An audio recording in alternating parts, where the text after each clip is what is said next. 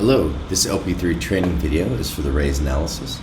To access the raise analysis, choose Reports at the top, Management Reports, Raise Analysis. Raise analysis allows you to drill down in on customer data to see who might be eligible for raises. So let's go ahead and run the report with defaults, all the defaults selected, and see what comes up with just the default selected. What should come up with default selected is all active customers, current active customers, because I have active selected. Then it'll be current active customers, or it'll be all customers active. The number is 769. If you want to check that, come over under collect count for the day.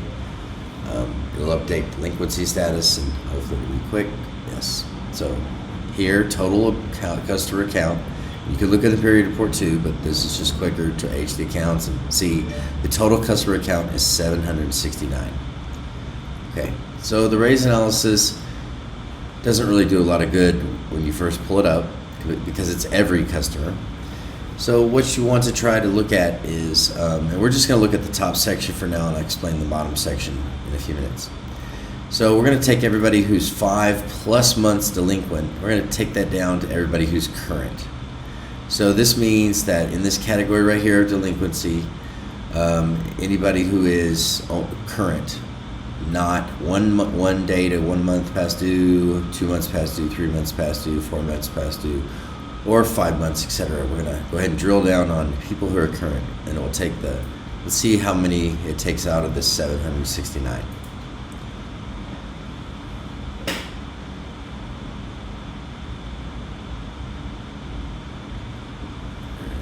So, out of 769 customers, we went and looked at currents only. Currents are 486. So from 769 to 46, it dropped it dramatically just to see who's current. They might not be that late, but they might be a bunch of 1-monthers and 2-monthers. But we just want to drill down and try to find people who are eligible for loans. So, next option. Number of loans minimum. So here's the number of loans they've had with you.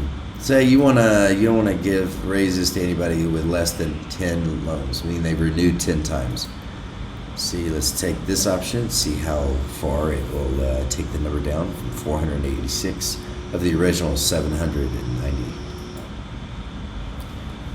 So number of loans minimum 10, 226. So we've gone from 790 down to 226. So these are people that we might want to do potential raises to.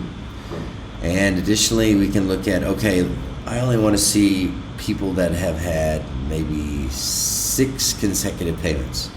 So they paid on their loan good 6 times. So let's see how many, 226 down, how many more for this option. Okay, 44 people. 44 people are in current status, have had a minimum of 10 renewals or 10 loans, and are in consecutive payment status of minimum 6 consecutive payments. Went down to 44 people. Let's take that a little further out. Let's go ahead and take that to 10. 10 consecutive payments since they last renewed. All right, so we have 4 people who have had 10 consecutive payments since their last renewal. They did amount finance of $1,400. Their high credit is $1,400. You can see these couple people here. You don't really want to. You might want to renew them because they've had 10 payments on the $1,400 since they had originally renewed. $800. This particular person can be raised, possibly raised. This person right here could possibly raise to a higher credit amount and be issued a higher credit amount. So let's go ahead and go back here to explain that bottom part and how it's different. So let's go ahead and go back here to minimum number of payments 1. The top section is based on all criteria that you enter in the top. It's not really based on a date. It has a date. It has a date the loan was made, but it's just for reference that date. The top part is all based on the options. The bottom part is actually based on a date. The bottom part is based on the last date the customer was raised, took out a loan for a higher credit amount. So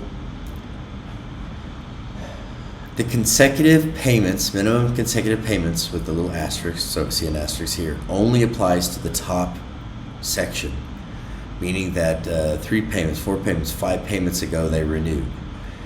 This specific consecutive payment minimum amount does not apply to the bottom table.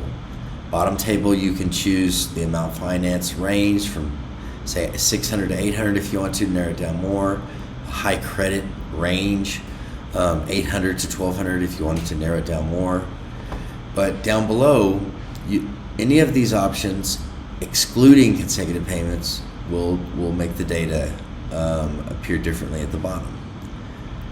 The number of accounts at the bottom will be different than the number of accounts at the top, because the number of accounts at the bottom are all based on when the last time they had a renewal loan and it was for a higher credit amount. This particular person, Aaron, last time renewed on 10/14/2021. But if we go ahead and sort the bottom by date, we'll see that 2018 was the last time that some of these customers renewed their account to a higher credit amount. And we'll see that a lot of these have a high credit of 1400. That's normal. But if you want to come down here and see, for instance, this person right here, they last renewed to a higher credit amount in 2019 of 619. So you can quickly see by date, hey, this person may be eligible for moving them to $1,400 and then getting a higher credit amount. So unlike the top part where you're actually drilling down in on the data based on every single one of the options, the bottom section, it's very, very important that you looked at raised at date. The last time the customer renewed a loan to a higher credit amount, a higher amount financed, higher amount financed. So if the amount financed was higher from one renewal to the next, then it will show that date down at the bottom. This allows you to quickly see by date. Some customers might be very old. Maybe they've took out a loan a year, 2 or 3 years ago, and they've been paying on it, and then they paid it off, and they took out a loan again. Well, this just allows you to see those customers who have and what time frames. Like this customer might be eligible for a loan right here of a higher credit amount because it's been it's been like 3 years since they've had a higher credit amount. Same with this customer. It's been about 3 years for higher credit amount change. So it's another way to evaluate customers potentially raising to a higher credit amount. This is the new raise analysis with the bottom section of date, last loan amount raised. Very important to look at this section based on the calendar date. And the top section, it's important as you drill down in on the data, all the particular sections. Once you come down in on consecutive payments, and you'll see when I do consecutive payments at the top and I do run report, the bottom 224 does not change because the bottom is not based on that particular criteria, just the top. But this will narrow down the customers, and then additionally looking at the date will narrow down the customers at the bottom. This is the new raise analysis, and thank you very much, and have a great day.